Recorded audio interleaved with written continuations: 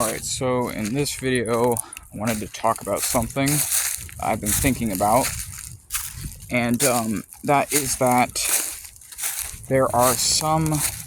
witches who think that pop culture deities and pop culture witchcraft, which is the combining of like pop culture elements with witchcraft, there are some that think that it's invalid. They might accept it or tolerate it, but they think that it's invalid as a practice, and they think that it's like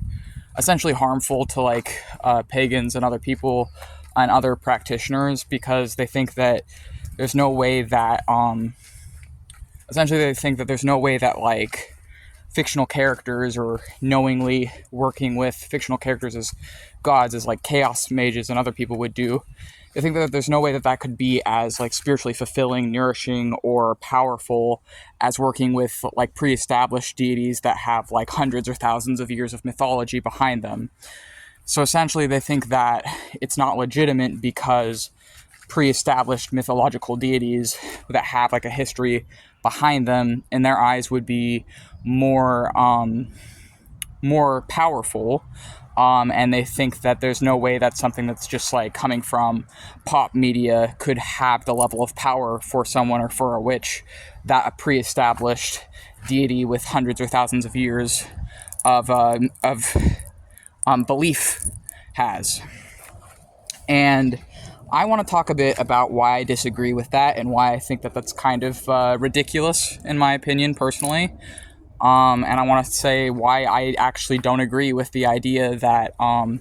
chaos sorcerer or chaos mage, or someone that does not just work with pre-established deities from mythology, but that also might work with like a fictional character or an egregore or metagore or whatever it is,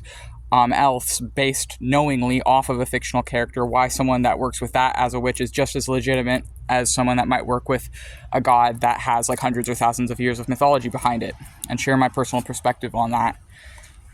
So first I want to say that I actually grew up raised half Christian, half atheist, and I was deconverted young, so I don't really remember my Christian upbringing much. But there's other reasons why my memory on that is rocky. But essentially, I spent the entirety of my teens as an atheist. And not just as like an atheist, but I actually was an anti-theist, which is someone that doesn't, not only doesn't believe in like God or gods or spirits or anything, but thinks that no one else should as well. Or at least that's the form of it that I was raised in, was literally like against theism, against it as a whole, and against any theistic people, is essentially the difference between atheism and anti-theism. Like, anti-theism is like, you're against theism itself, essentially. And I don't agree with that anymore, and I don't agree with the way I was raised for a variety of reasons. Most notably, I don't agree with it because I don't fit into that myself as a multiply disabled queer person, and the same reasoning that people use to justify ignoring and essentially colonizing other people's cultures, and telling them that it's okay to like disagree with someone else's culture if you personally don't like it, or if you personally find it like reprehensible, or if you personally don't like their gods or whatever it is, then it's okay to strip that away from them because you're against theism in its whole. And that's definitely the kind I was raised under, and I think that it goes hand in hand with like white supremacy and fascism and totalitarianism, and I think that it's essentially just the secular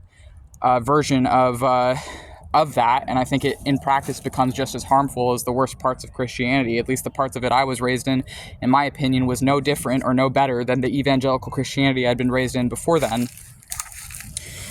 And essentially, I feel like this idea that a pop culture deity or a witch that is intentionally working with a fictional character as a god cannot possibly be as legitimate as a god that has hundreds or thousands of years of people following it. The reason I personally disagree with that is that when I was an atheist, the only source or frame of reference for like a healthy adult male figure in my life was coming from fiction. There was like no healthy men in my life. There was no like loving, authentic, genuine, honest men in my life, and frankly there still pretty much is not. But the only really like frame of reference or map for that I had was coming from fiction, and was coming from fictional characters, be that either in video games, books, cartoons, whatever it may be. I think that the idea that this can't affect someone as strongly as a pre-established god of a mythology can, I think that that's kind of nonsense, because I think that there are people, myself included, who were essentially raised by fiction, who were raised by fictional characters in the way of not having any healthy adults in their life, or not having any like healthy people to really like map themselves off of as a child, and to look up to as a child, and to see themselves in when they're like younger. And I certainly didn't really have any like healthy men in my life when I was a kid, and it was from fiction that I got that map, or that I got that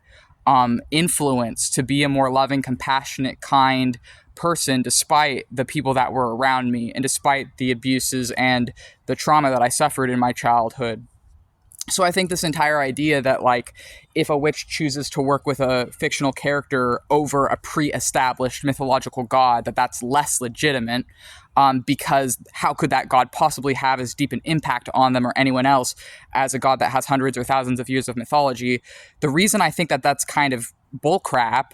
is because there are so many people that have been personally, intimately, their lives changed from pop culture media. There are people that a band or music or a book or a show has saved their life. There are people where a fictional character gave them that little bit of hope to keep going with their life, to keep pushing forward. There are people where maybe their hyper focus or interest in a fictional character was all they had to keep going. And also there are people that have no healthy adult role models in their life, or who have no healthy people in their life, or have no like well-grounded, stable adults in their life. There are people that come from environments where they did not have healthy parents, or where they did not have a healthy frame of reference, and where the only way they really could find those things was in fiction.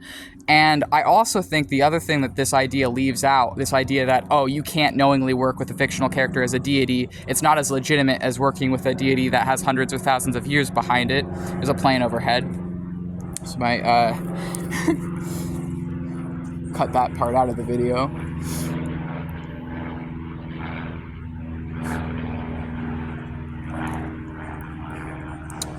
The other reason I think that's kind of ridiculous is that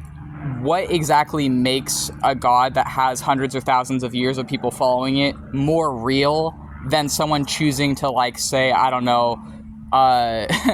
worship a creeper from Minecraft or any other, like, fictional character? What actually makes it more real? Like, what actually makes a deity that has hundreds of thousands of years of mythology more legitimate, more real than someone choosing today to worship a character from their favorite book or video game or cartoon or whatever else? And the thing is these people say, oh, well, you know, there's all this like mythology, there's all this time, you know, the time, the dedication, the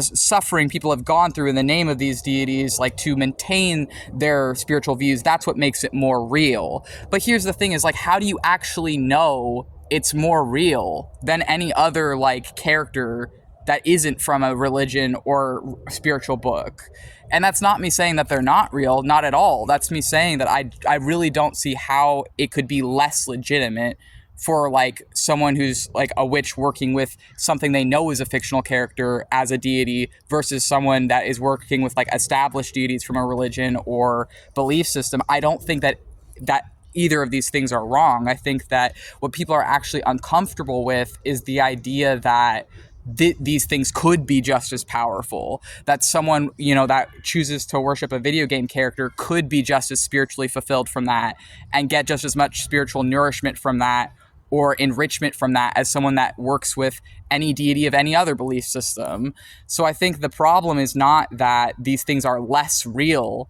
it's that everything is sort of just like all existence is really an illusion, and whatever you choose to find hope and relief in,